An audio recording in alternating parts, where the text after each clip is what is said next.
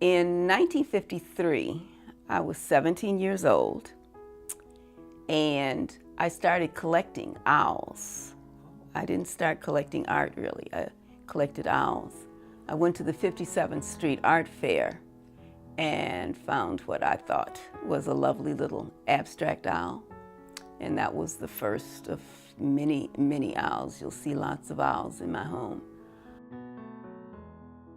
I'm drawn to figurative pieces. I'm drawn to color. Even though I do have abstracts, in fact, in this room there's an abstract by Richard Hunt that I love very much. And, but because of the colors in it, I'm also very attracted to it.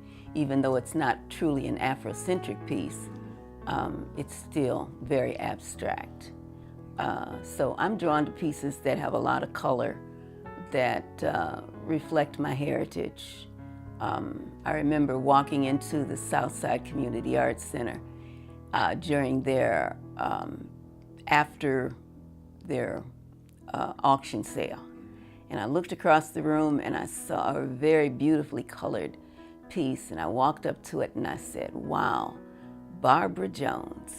And I had an instructor, Osra Ford was his name, who said that if you ever found a piece by Barbara Jones, to grab it. So they were selling it for next to nothing, and I got it. Why did you join Diasporal Rhythms? Oh, why didn't I join earlier?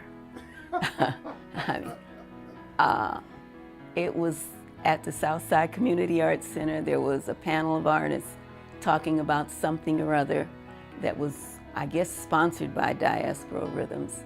And they had a brochure in the outer lobby.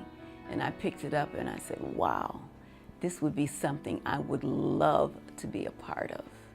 And I had heard about home tours.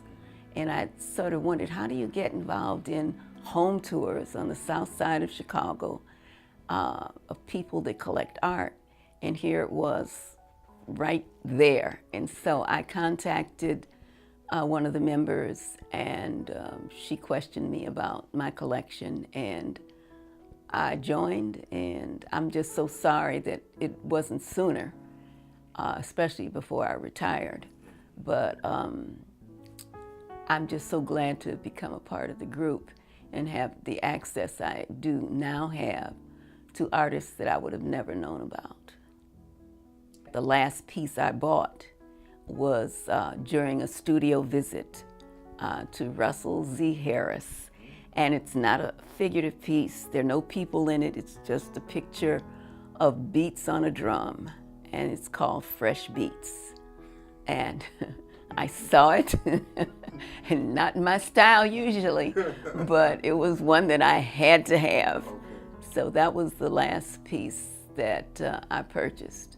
And I took down what had been hanging there and refinished the wall and painted it a different color and put up Fresh Beats. And I can sit in my kitchen and look at that painting and love it every time I'm at my kitchen table. I love my home.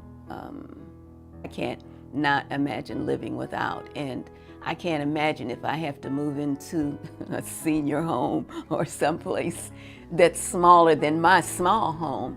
What would I take with me? Well, I know some of the pieces, but how much room would I have to display everything that I wanted to keep?